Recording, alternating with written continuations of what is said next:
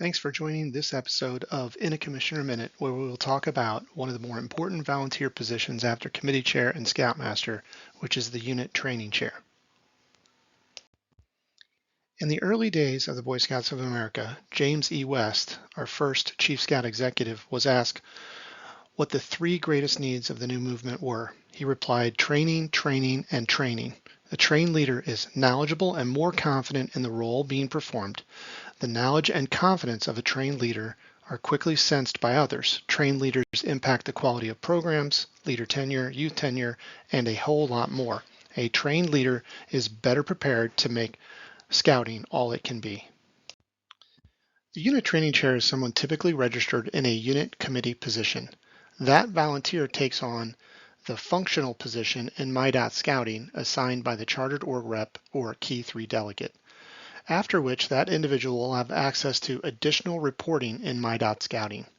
Job duties include guiding new adult volunteers in where to find joining training, specifically youth protection training, which must be completed prior to a new adult member submitting an application. They should also encourage volunteers to take basic training becoming position trained, specifically committee or unit leader training. All unit scouting roles have online training position training available, with the exception of the Introduction to Outdoor Leadership Skills, or IOLL course, which is required in the Scouts BSA program to be position trained for Scoutmaster or Assistant Scoutmaster. IOLS is a weekend outdoor program course. A list of position-specific courses can be found on My.Scouting under Training, then Position-Specific Training, or by using the QR code. The unit training chair periodically updates unit members on additional training opportunities, including supplemental and advanced training courses. Examples of supplemental training would be Basic Adult Leader Outdoor Orientation, or BLUE, which is required for any overnight camping trip, University of Scouting, roundtables, Train the Trainer courses, including Fundamentals of Training and the Trainer's Edge, and national conferences offered at Philmont Training Center. Examples of advanced training includes Wood Badge, which is BSA's Advanced Leadership Training, BSA's Leadership Challenge, Powderhorn, and Sea Badge.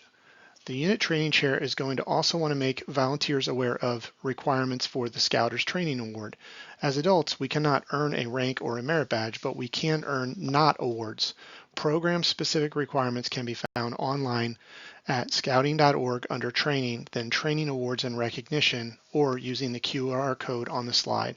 This may motivate leaders to set goals to earn the NOT award.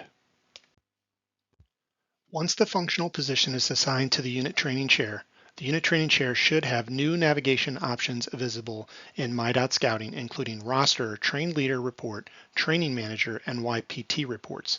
Here we will focus on the training manager because the unit training chair can run trained leader and YPT reports from the dashboard.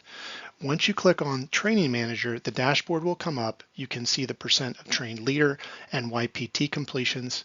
From here, if you click on the report button, a new window will launch. We won't cover those reports here, but explore that reporting. BSA reporting can be downloaded for official use, such as reporting to the committee and following up with members on training in both CSV and PDF download options. From the dashboard screen, you'll see additional navigation options including Add Search, Quick Search, and Reports. For this tutorial, we'll focus on the Add Search option, which allows the unit training chair to search training completed by unit members or add training to a member's profile. From the Add Search screen, to add training, first find the training you want to add by selecting the Program dropdown. Select from the list the program, which will help narrow the course listings in the second dropdown. In this example, let's say a unit member recently completed the Train the Trainer course D70. That is found under the Program of Other, then select the course, input the date the training was completed, then click Add Member. Search for the member, select the box next to their name, and click Add Member. You should see My.Scouting confirm the training was added to the member profile.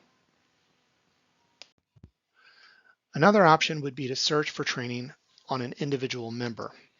After selecting Search Training, you should see the full unit roster populate. You can then use the search field to filter down to a single member.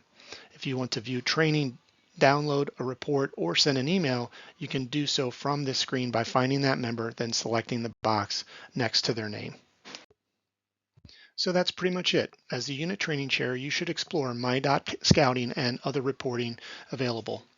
Delivering on the aims of the scouting program is best accomplished by trained leaders. As the unit training chair, you should encourage training. Training can be contagious.